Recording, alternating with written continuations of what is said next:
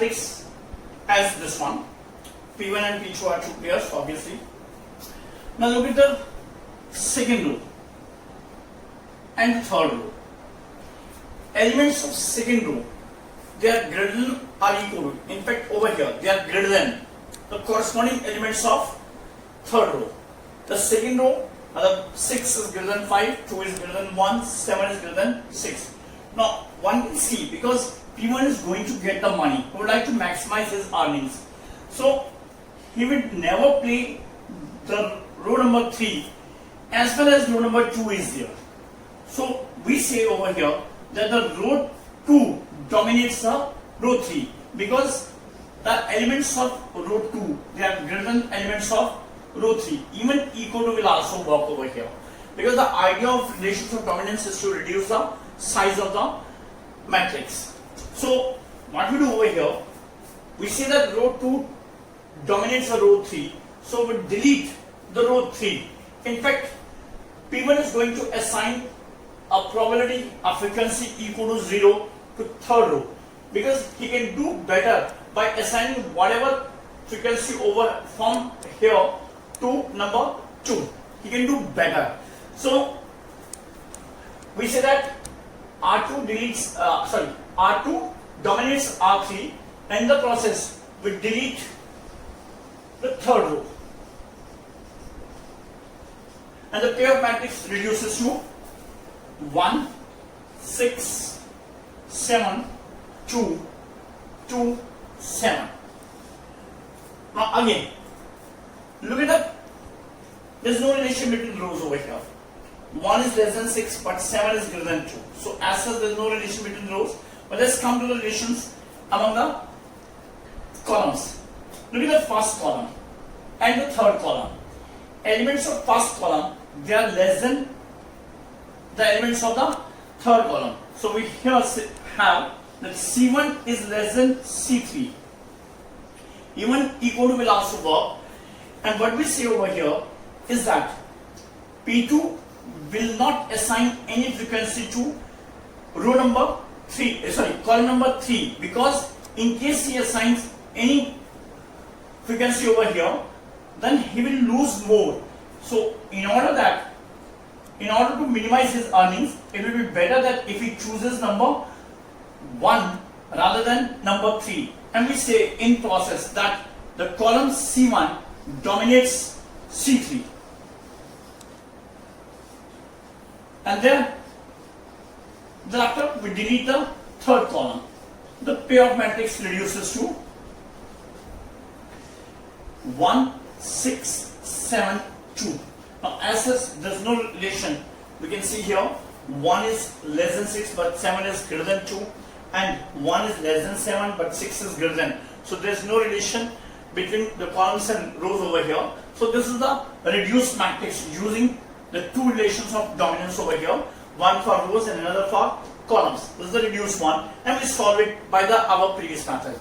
Remember that relations of dominance just only reduces the size of the game, size of the pair of matrix. Now apart from these two relations of dominance, we have two more, one each for row and another for columns over here. So look at this matrix over here, look at this game here, and now is there a relation between rows? Let's find it out. 24 is greater than 0, but 0 is less than 8. 24 is greater than 4, but 0 is less than 5. 0 is less than 4, but 8 is greater than 5. So there is no relation between the rows. And let's have between the columns. 24 is greater than 0, but 0 is less than. So as such, no row is greater than another row, and no column is less than another column. But look at this one here. Row wise, 1 by 2 of 24, 0, the first row, plus 1 by 2 of 0, 8. This is equal to 12 here and 4 here. Now look at that. In case I increase this weightage, because I want to have a relation between 4 and 5 with this structure here, this factor over here.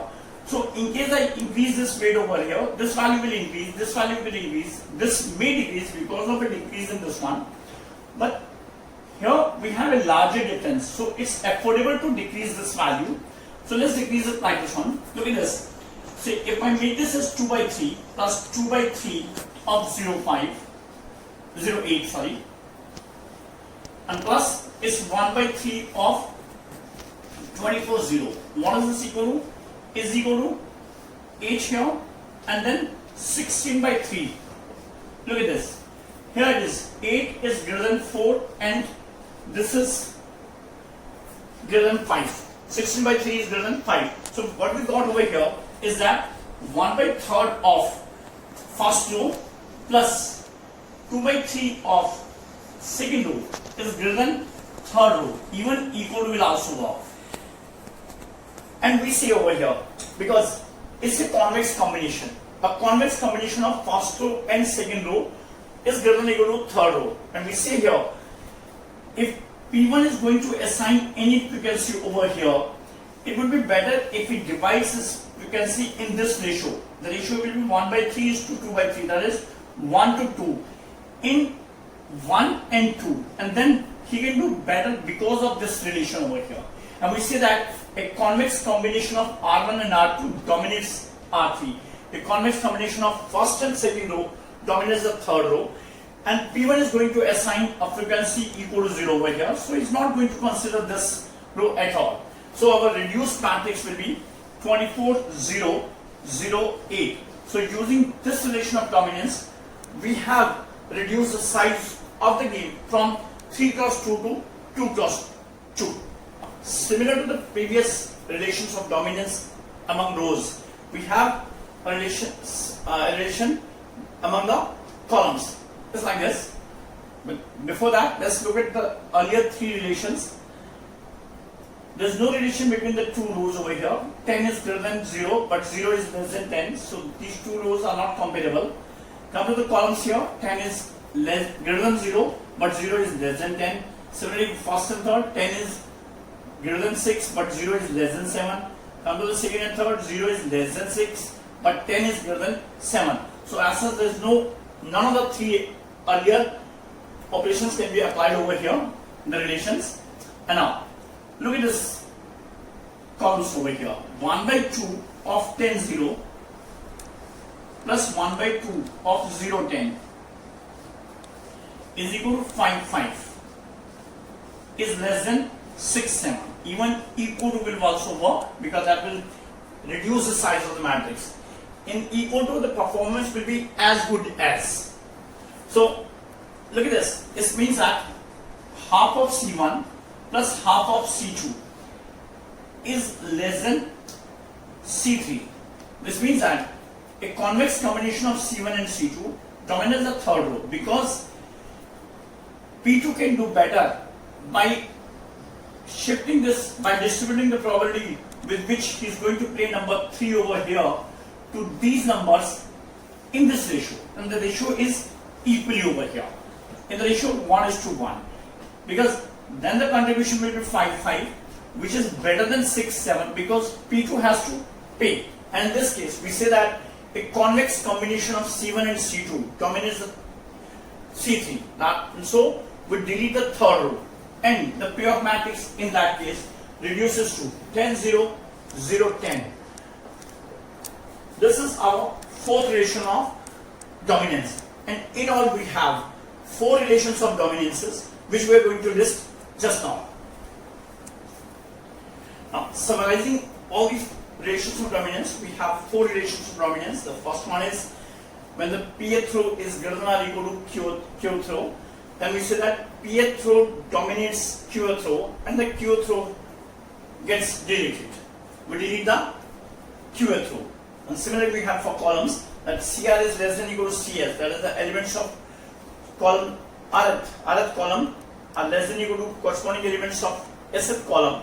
Then we say that rth column dominates sth column and the sth column gets deleted.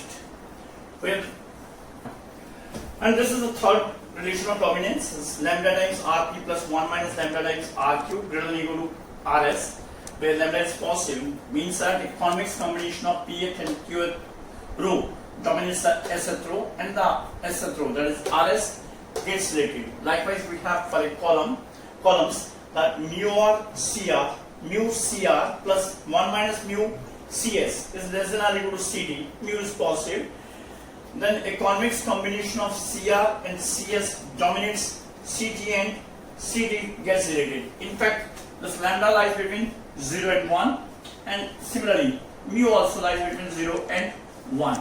For the first and second type of relations of dominance, we need to have 2 rows, whereas for third and fourth we need to have at least 3 rows. 3 rows and 3 columns are required for third and fourth respectively.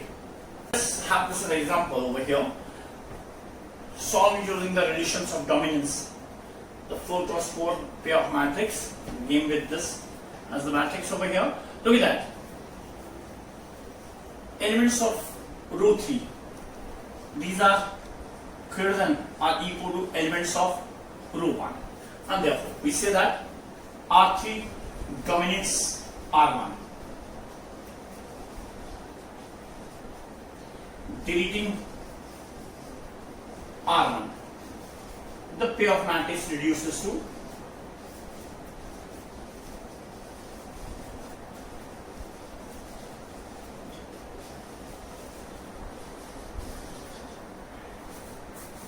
reduces to this one. Now over here, look at this column wise here. The first column and the third column. What you get here, the 3 is greater than 2, 4 is greater than equal to 4 rather, and the 0 is equal to 0. So over here we'll have elements of third column. These are less than or equal to elements of first column. Therefore, C3 dominates C1. Deleting C1, the pair of matrix reduces to, it becomes, deleting C1. We'll get this as crossed out, and so we're left with this as the matrix. Now look at the relation over here. Half of this column plus half of this column is equal to 3 here, 2 here, 4 here, which is less than or equal to the first column. That is, we have this relation over here, that half of C2 plus half of C3 is equal to 3, 2, 4, which is less than or equal to C1. And therefore, we say that a convex combination of C2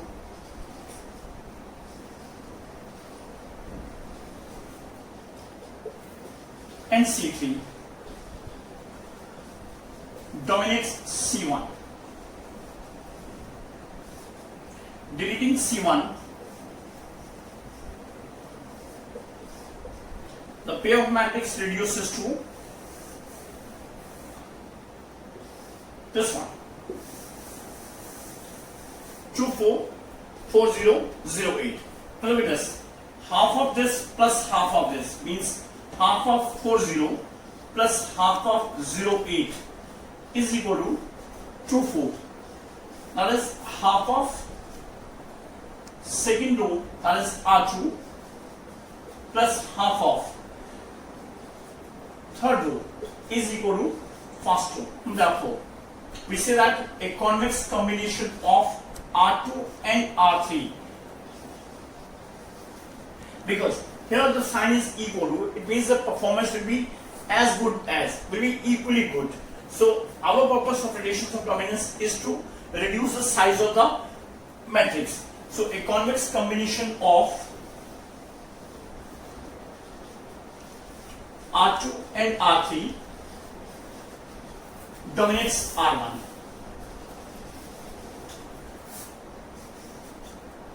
Deleting R1, the pair of matrix reduces to 4, 0, 0, 8. And look at this from the given matrix. We'll find that this corresponds to number 3 over here, number 4 over here, and number 3 over here for P2.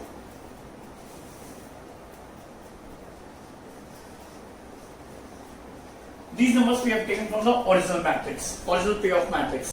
Now, here A is equal to 4, B is 0, C is 0, and D is 8. In our game,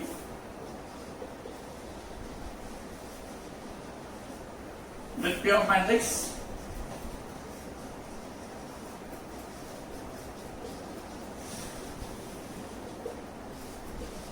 A, B, C, D.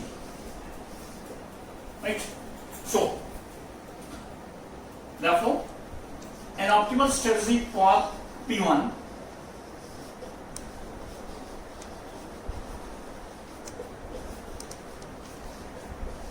is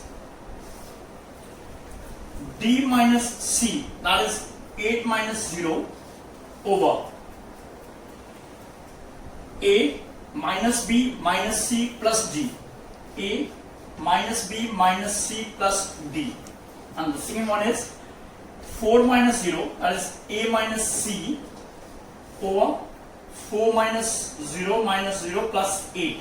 That is, this is 8 by 12 and this is 4 by 12. That is, it's 2 by 3 and 1 by 3. An optimal strategy for P2 is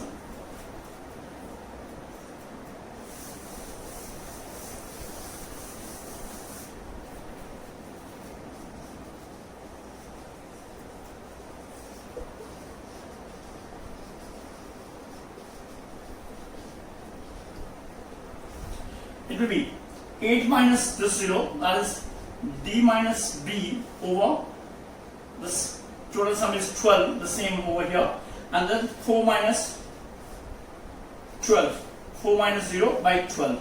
So this is, that is, it's again 2 by 3, 1 by 3. We can make use of this shortcut in order to have the optimal strategies for P1 and P2 for 2 cross 2 games. And what's the value of the game? And the value of the game is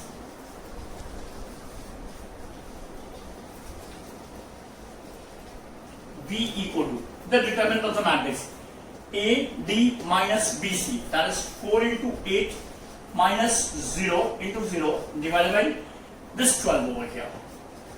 This is equal to 32 by 12. This is 8 by 3. Now this is for this game over here, this smaller game over here. Now thus for the given game, an optimal strategy for P1 is this like that. Thus for the given game, an optimal strategy for P1 is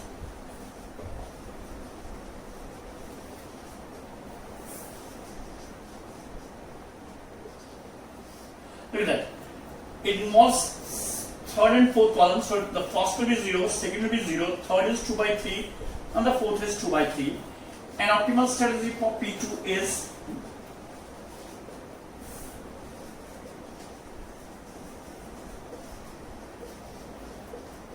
again it's 0, 0, 2 by 3, 1 by 3. It's a chance only. And V equal to 8 by 3 is the value of the game. So in this way, we solve the game using the relations of dominance. We'll try to reduce the size of the game to as small as possible. Now sometimes it's very much possible that the game will get reduced to 1 cross 1 only, where we have a center point over here for that game. So next, we are going to have some exercises over here, which you must try yourself. Let's note down all these ones over here. Let's have this as a question over here, which has 2 parts. You need to solve using relations of dominance the following games. The first one is a 5 cross 6 matrix. The second one is a 3 cross 3 matrix over here.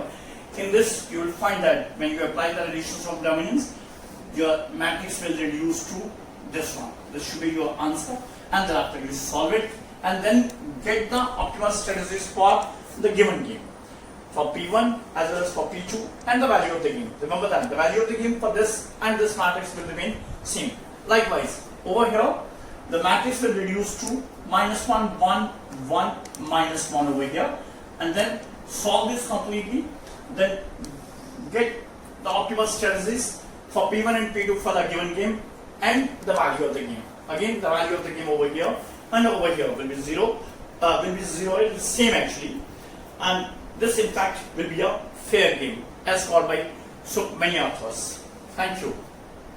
In the next video, which will be the concluding part of our this series of lectures on theory of games, we'll be doing graphical method to solve different types of games which are of size 2 cross n or m cross 2 size, and thereafter we'll do a little bit of algebraic method, and then finally we'll convert a game into its two equivalent linear programming problems which are dual to each other. Now, using linear programming problems also we can solve a game, and this we'll discuss in the next video. Thank you.